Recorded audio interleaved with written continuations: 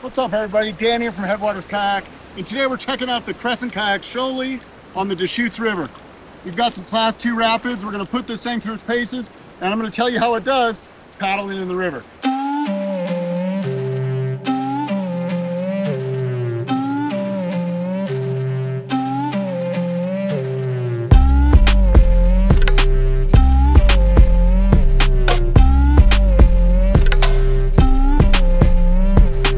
So we made it out to the river with the Crescent Shoalie.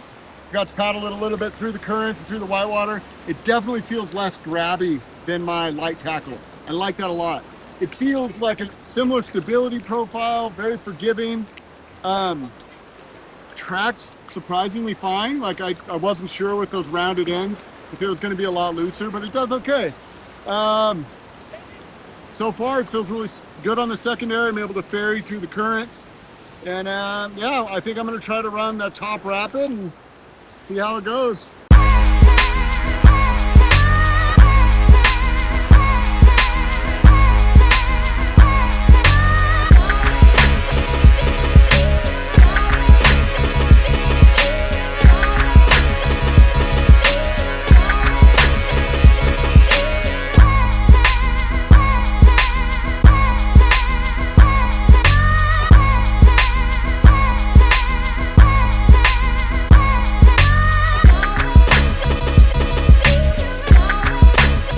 All right, we made it through. That was amazing. One thing I noticed about this boat is it doesn't get pushed around by the currents. With those rounded edges and those buoyant ends, it stayed right on top of the water.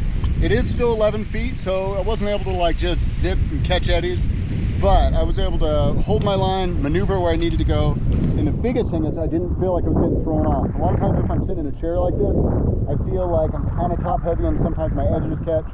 I felt like I could run that stuff all day long, have my fishing tackle stowed against the deck, and feel confident that I'm going to stay upright.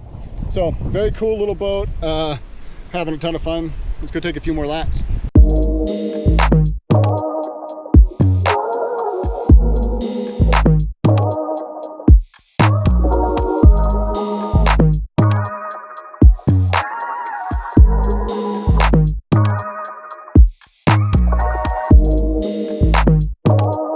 That time I purposely tried to just plug the bow as hard as I could into the biggest wave, and it definitely like stopped me in my tracks, lap full of water. And it took a minute for that cockpit to drain, but it didn't feel too unstable, which that's the nice thing. A lot of times when boats fill with water, it gets really tippy. I was able to run the rest of the rapid no problem, but that was a little more sketchy the second run through. Let's see how watertight that front hatch is. Yeah, I mean, a little bit of water in there. We definitely took some over the bow, but not too terrible.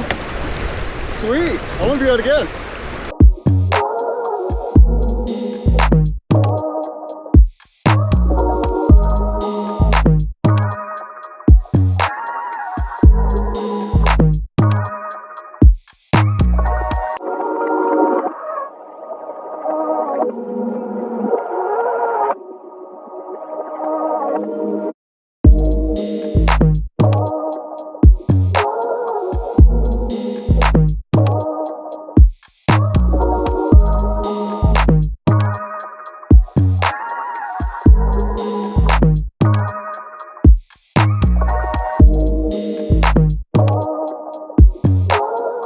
So that was my maiden voyage on the Shoalie. We took it straight to the fun stuff.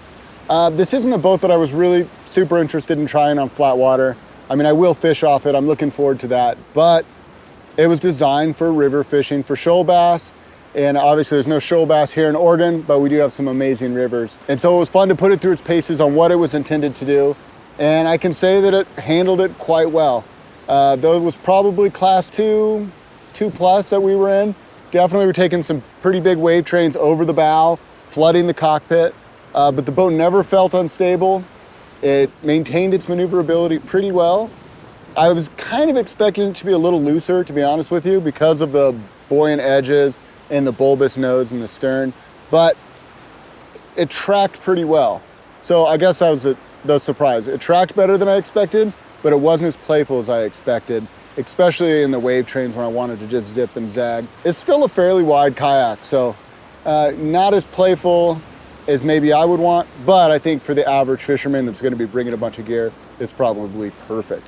It just seemed like the kind of boat that's gonna take good care of you if you don't exactly have a ton of whitewater skills, but you're hoping to play a little bit in this environment. This boat felt very forgiving, very stable. It's gonna take good care of you.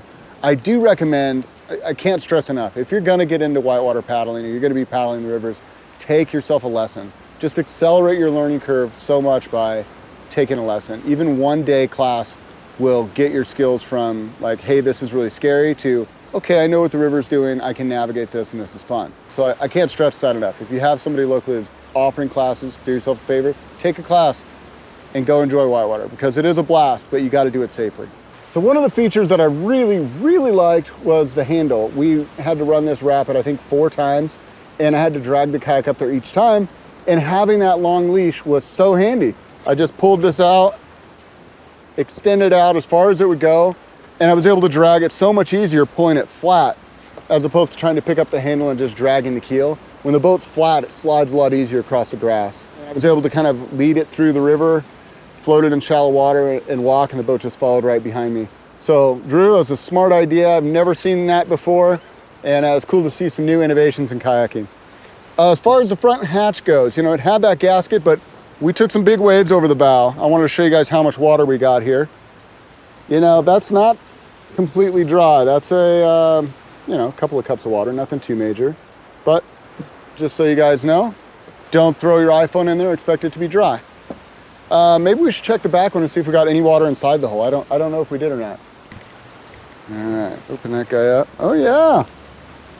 Yeah, a few cups of water in the back as well. I mean, yeah, but not dry. You know, there's definitely some water that got inside this boat. This back hatch was under the water quite a bit. The front hatch took some on. I'm not sure where else the water would be coming in at, but you know, probably 4 or 5 good wave trains and, you know, a quart of water in there or so. That is one of the things, anytime you drill a bunch of holes in a boat, you get potential leak points. I always say if you have gear inside your boat, it needs to be in a dry bag, period. Now, I mean, I ran that rapid, like I said, 4 times, had a lot of water over the bow. It's not enough that I would be concerned about it or really like dock the boat, but there is a lot of holes drilled in this deck. And anytime you add holes to a kayak, you get water inside the boat. The other thing is, you know, these hatches, the Sea Lion hatches, they're made in the USA. They're really well made, but they aren't the best sealing. Like, I wish they would have gone with something with a little bit more secure watertight, like more like a whitewater type hatch. But it is what it is. This is what they did. And all in all, I had a lot of fun in this boat. Great to be back in a boat with some good performance, something that's unique, meant for river paddling. Almost everything I've been paddling these days has been geared towards flat water, more towards bass fishing. So it's fun to get in something totally new and unique and put it through its paces. Hopefully you guys had as much fun as I did out here today testing this boat. If you guys have any more questions, I would love to answer them. Just leave those in the comment below. Happy to share my feedback. And obviously I'll be fishing off this thing and paddling it a bunch more, and I'll be sure to bring you guys that content as we go. Thanks so much for watching, you guys. Until next time, this is Dan wishing you happy paddling. We'll see you on the next one.